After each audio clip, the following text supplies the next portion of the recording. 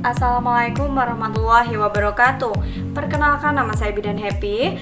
Nah, di video kali ini Bidan Happy akan memberikan info tentang apa sih yang dimaksud dengan PCOS atau Polycystic Ovarian Syndrome. Tonton videonya sampai habis ya.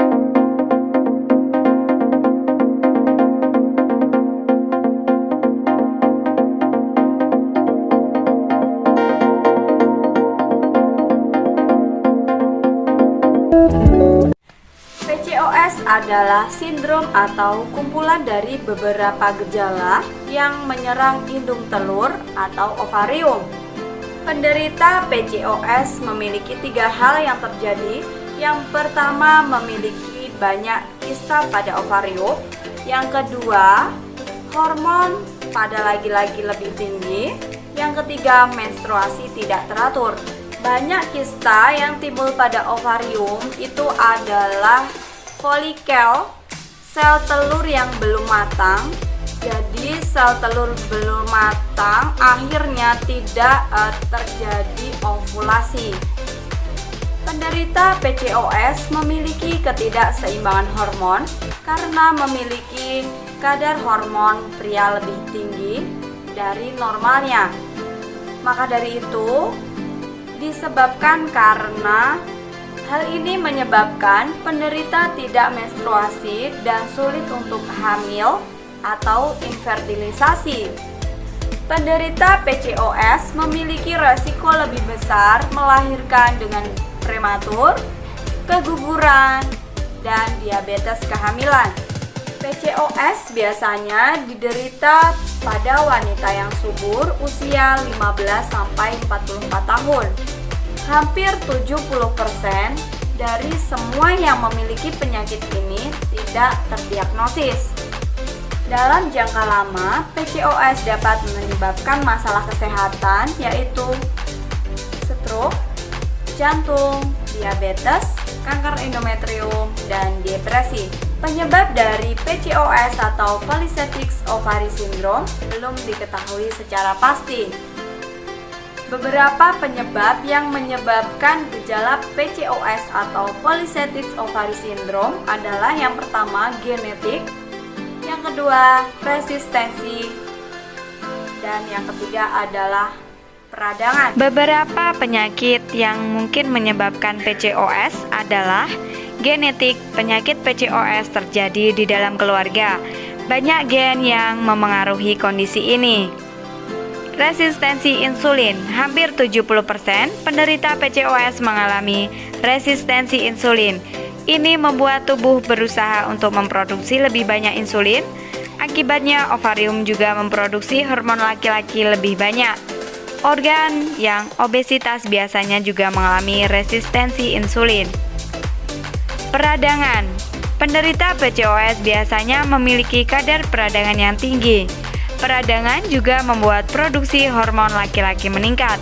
Kondisi ini mencegah ovarium untuk membuat hormon dan memproduksi sel telur secara normal. Diagnosis. Cara dokter mendiagnosis penyakit PCOS atau Polycystic Ovarian Syndrome. Jika terdapat 2 dari 3 masalah PCOS, yang pertama, banyaknya kista pada ovarium. Yang kedua, kadar hormon laki-laki lebih tinggi. Yang ketiga, menstruasi tidak teratur. Gejala lain yang juga akan ditanyakan pada dokter adalah jerawat, tumbuhnya rambut, dan kenaikan berat badan. Pemeriksaan darah diperlukan untuk mengetahui kadar hormon pada laki-laki, insulin, dan kolesterol. Sedangkan pada USG untuk mengetahui folikel yang tidak normal pada ovarium. Beberapa penderita PCOS atau Polycystic Ovarian Syndrome akan menyadari jika dia sakit. Yang pertama, dia menstruasi tidak teratur. Yang lain adalah kenaikan berat badan lebih banyak. Yang ketiga, dia sulit untuk hamil. Beberapa gejala umum pada PCOS atau Polycystic Ovarian Syndrome adalah menstruasi tidak teratur, tumbuhnya rambut atau bulu pada dada, wajah, dan punggung, kebotakan, kenaikan berat badan lebih banyak, dan sulit hamil. Pengobatan PCOS atau Polycystic Ovarian Syndrome yang pertama adalah menjaga pola hidup sehat, makanan yang bergizi dan berolahraga, dan pastinya menurunkan berat badan.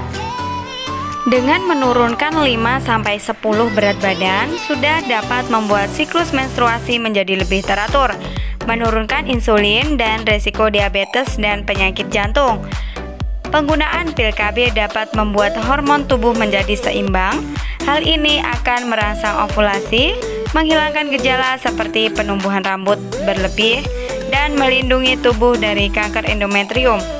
Penggunaan metformin, obat diabetes, dapat memperbaiki kadar insulin sehingga mengobati PCOS.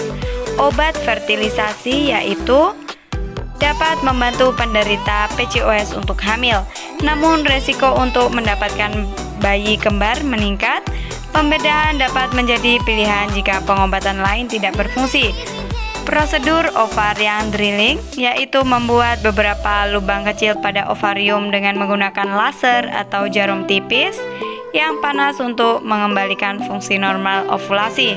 Nah, itu tadi adalah PCOS atau Polycystic Ovarian Syndrome. Semoga bermanfaat dan jangan lupa support channel aku terus dengan cara klik tombol subscribe, like, share sebanyak-banyaknya ke teman-teman kalian. Dan jangan lupa patuhi protokol kesehatan dengan cara mencuci tangan dengan sabun, menjaga jarak, dan selalu memakai masker. Sampai jumpa lagi, dah.